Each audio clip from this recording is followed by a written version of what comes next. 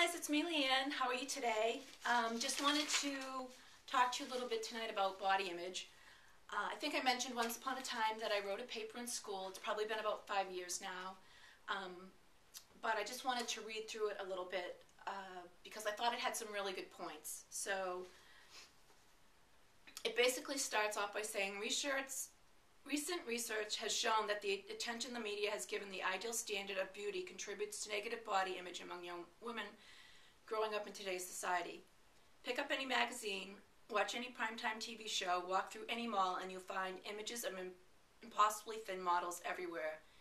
Young women are comparing themselves to these unrealistic images and becoming dissatisfied with their own bodies when they feel they don't measure up. What they don't know is that models are thinner than 98% of American women. That's 98%. Studies of nearly 50,000 teenage girls say that the majority list appearance as their biggest concern. 86% of these girls actually think they should be dieting. Shows like Extreme Makeover are one of the most popular shows from last year. This show takes ordinary people and gives them the body and face of their dreams. According to the American Society for Aesthetic Plastic Surgery, over 220,000 people under 18 had cosmetic surgery in 2002, and that number jumped in 2003 to 335,000. So I can't imagine what it is now. Approximately 50% of all these procedures were chemical peels, dermabrasion, things to brighten and freshen the skin, and then like 10% were for nose jobs, 10% protruding ears, 5% breast augmentation, and the remaining 25% was a combination of liposuction, lip collagen injection, fat transfer, Botox, and various other facial implants. And remember, these are kids under 18 years of age that have to have their parents' consent to have them have these procedures done. So basically it says that the parents are bringing them in because of the peer pressure, and they don't want their kids to be picked on and made fun of. How sad is that? A study published in the Journal of Social and Clinical Psychology in November of 2001 showed a group of 18 to 25-year-old women presented with information that positioned the media standards as unrealistic were less likely to compare themselves to media images. This study went on to mention that because negative body image starts at such a young age, that more research needs to be done on girls under 18. Their hope is to stop negative body image before it starts. I believe this is a parent's key to success. Parents need to talk to their daughters and help them realize that these women and what they look like is done through smoke and mirrors. That these women spend hours in hair and makeup, that the images are enhanced by lighting, and that photographers airbrush to remove any imperfections. They also need to understand that diet and exercise can help them be the best they personally can be, but also that genetic plays a large part in this. In this study, women were reported to have less weight concerns when exposed to information showing that most women's genetics predispose them to being heavier than fashion models. So one of the things I just wanted to share was, and this is so true, Mark and I went to a movie, and I can't even remember what the name of the movie was, but in this movie, there was a woman, beautiful woman, and there was this love scene, and when the woman took her top off, she actually had small breasts. Not these big honkers of a things, but small breasts, kind of like what I probably have.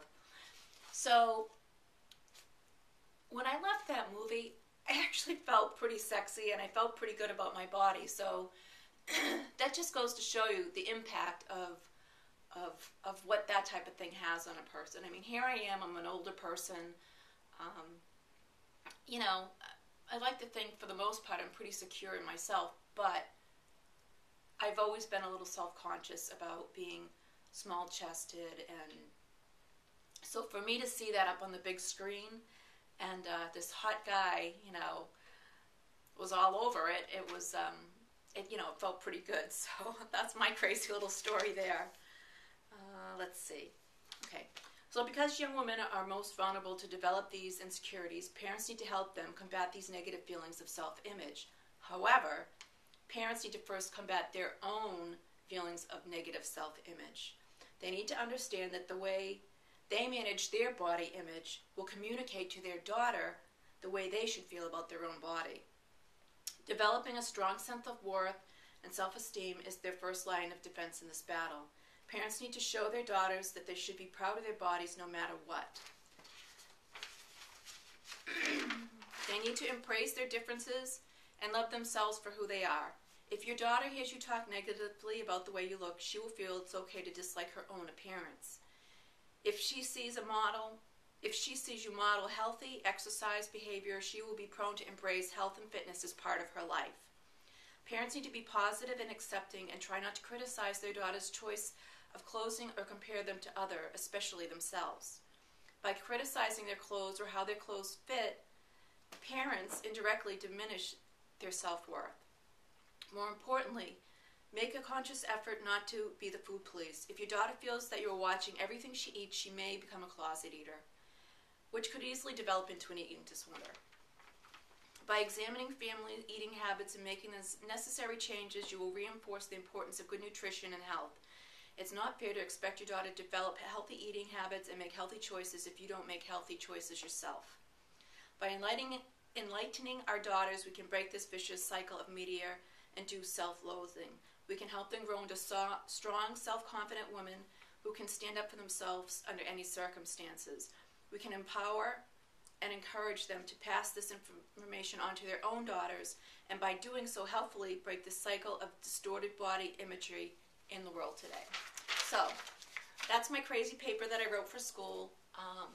It's always been something I've been pretty passionate about. So, anyways, there's that.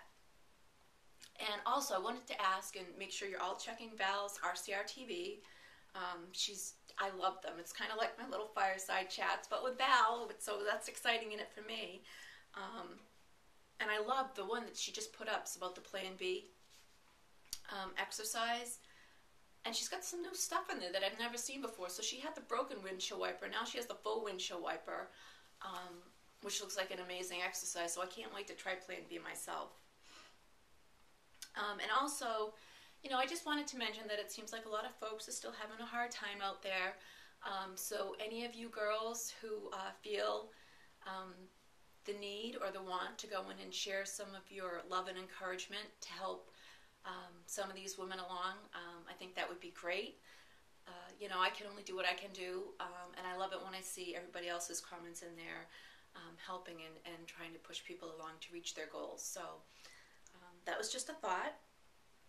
And also, lastly, to any of you lurkers out there, we love newbies, and I do know there are some new people out there, and I can see them searching around the threads, and I know they're not commenting yet or haven't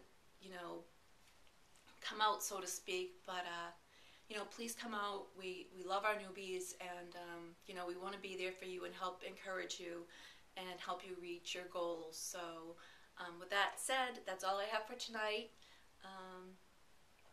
I didn't really talk about what I've been doing, but my food's been great. I've been doing my exercises, so I feel like I'm pretty much on track. Anyways, and I hope you all are too. So have a great night, and I love you all. Bye now.